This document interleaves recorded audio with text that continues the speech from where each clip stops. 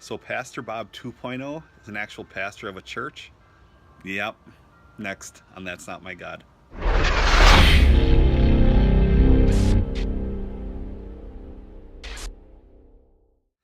Thanks for joining me for another That's Not My God. You hear the church bells in the background? You're playing an old hymn. Must be noon. But hey, thanks for joining me. And yes, I got a message the other day. And sorry for the shaking going on with the camera. I'm outside in my lounge. Just a big portable tent that I call my lounge or outdoor office. Canoe in the background, ready to go out. But yeah, I got a message the other day saying, so you're actually a pastor of a church? And I said, yes, I am. And that actually hampered our relationship a little bit with this person when they found out I'm the pastor of a church. Now, this is interesting because a lot of people have been hurt by the church. Let me give you a little update on me as well. I've been hurt by the church too, and I'm still a pastor. 2003, I was at a church for 8 years as the youth pastor. Youth group went from about 12 kids to 80 some kids in a church of 80 some people. The pastor that I served under ended up having some moral failings and had to leave the church because I'm affiliated with the Assemblies of God, which is Pentecostal, which is charismatic, but also gives a lot of freedom to the churches that are affiliated with it. So the people came in and ended up removing the pastor, and he went on to a good thing, some rehab and all that stuff. Very, very good for him. And but I had a friend that was the interim pastor at the time, and I said, I think Tracy and I are going to go ahead and try for this church, apply and everything. And he took us out to dinner, lunch that afternoon after church, and he sat down with us across the booth from each other at the holy place of Perkins and said, you might not want to do that. The people here, the powers that be, don't exactly like you a whole lot. Got me thinking a little bit like, well, what's the deal going on here? Well, there was a jealousy in ministry. They said what we raised for our youth budget is what we have.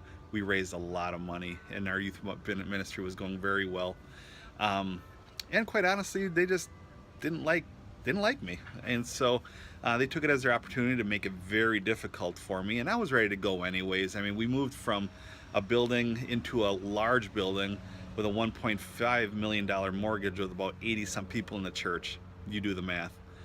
So that was very difficult, and some accusations were made, and we ended up finding that as our time to leave. And so we ended up becoming a part of a church 2 hours north of us here in a city called Wapaka, where I'm still at. Again, youth pastor. Year and a half later, year into it, the pastor I was serving under ended up getting into a sting operation, which he was ultimately exonerated from, but the way everything was handled was very, very poor, and made it very difficult for Tracy and I as well. Now, I will say that we're still at this church, and we are enjoying it immensely.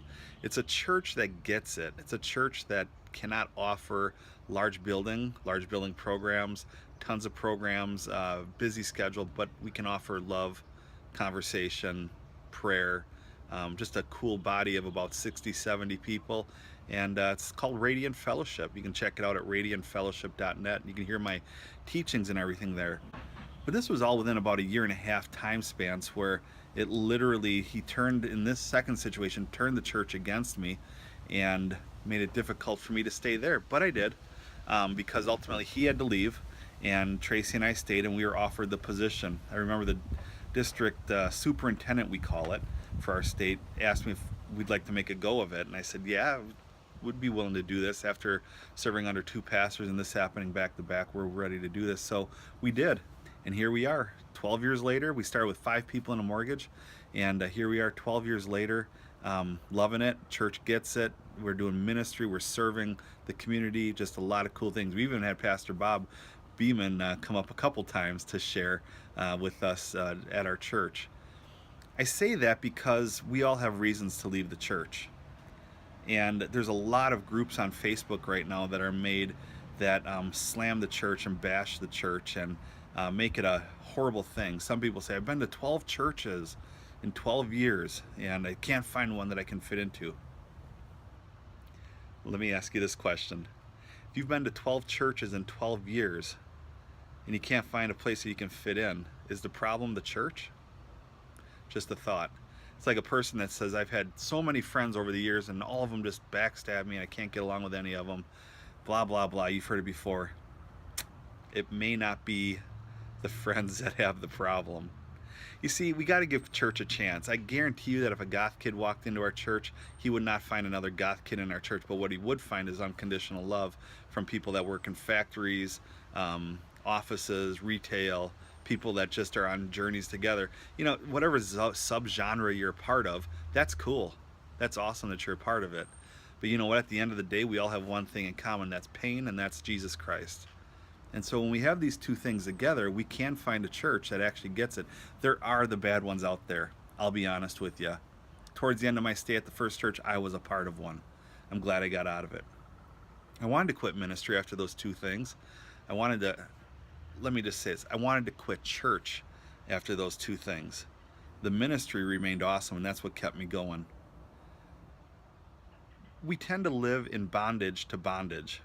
We say we broke free from the church and everything, but then all that person's mission is to talk about the church and how they've been hurt and how they've been let down and blah, blah, blah. It's like, at some point you got to get over it. It took me 7 years to get over my hurt. It takes a while, but there's healing in that. Do I have a scripture to back all of this up? There's a lot out there, but nothing that comes to mind. This is more just a talk. So yeah, church can be awesome. Church can be a very cool thing. It can be a building where you go to and you find a cool group of believers. I hope you can find one. But if we are on a journey of hurt because of the institutional church, email me. Right here, there's the email address right there. And let's talk about it. I'd love to help you through your pain because I get it. I've written 2 books as well, both on these subjects. They're available on Amazon, but I get it. I get people hurt. Let me help you get over it, because you need to be part of a group of believers that accepts you, that loves you, and that's why you're a part of this group, Sanctuary. Have a great day.